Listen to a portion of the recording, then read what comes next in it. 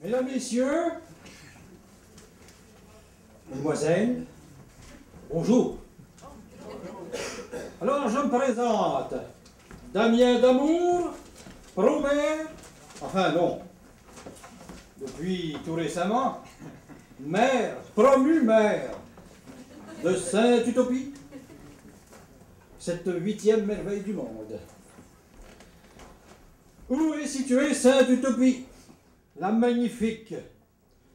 D'abord, il faut savoir que Sainte-Utopie est le village centre de la MRC des Trois Saints. MRC qui n'est ni plus ni moins qu'une pente. À vous de décider si cette pente est ascendante ou descendante. Avec en son point d'équilibre, l'utopie. Cette pente, et sur cette pente, évidemment, il y a 3 villages. Le premier, tout en haut, Saint-Saspetu, en haut de la pente. Au beau milieu, en plein milieu de cette pente, Sainte-Utopie, bien sûr. Sainte-Utopie de la sempiternelle tourmente. Et tout en bas, Saint-Pas de bon sang du perpétuel secours, au fond du baril de la décadence soutenue.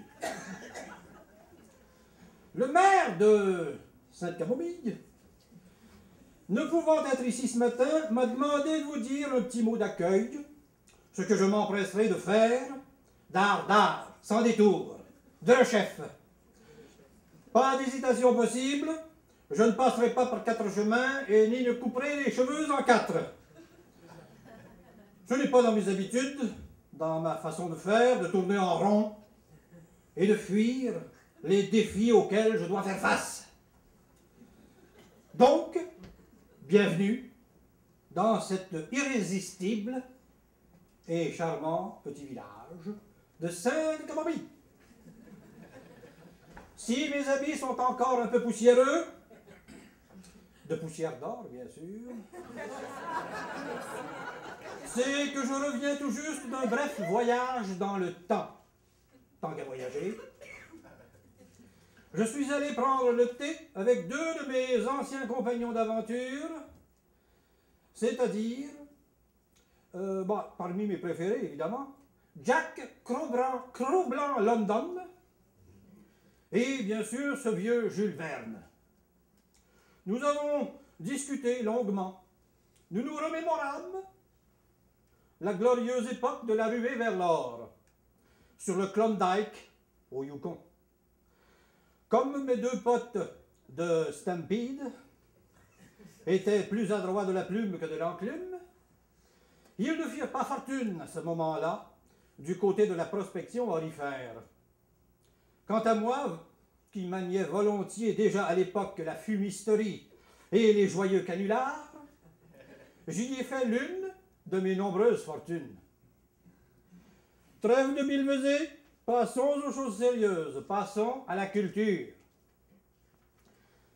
Après 3 jours et 5 ou 6 nuits de conversations ininterrompues, le vieux Jules Verne en est venu à aborder le sujet de son roman « Le volcan d'or ». Ce roman a été écrit en 1899, mais il n'a été édité dans sa version originale qu'en 1989, 90 ans plus tard. Mais Jules nous disait donc que son roman est une histoire volontairement pessimiste sur la fascination de l'or sur le genre humain.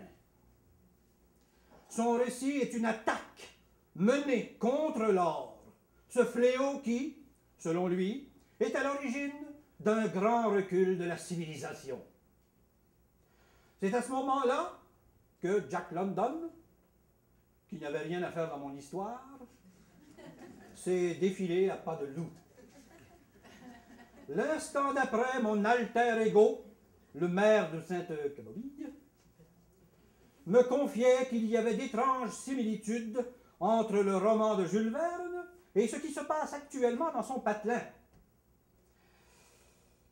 2 villages cousins se voient hérités d'une sorte de concession d'or sur les rives d'un affluent de la rivière Nicolette. Ah bon?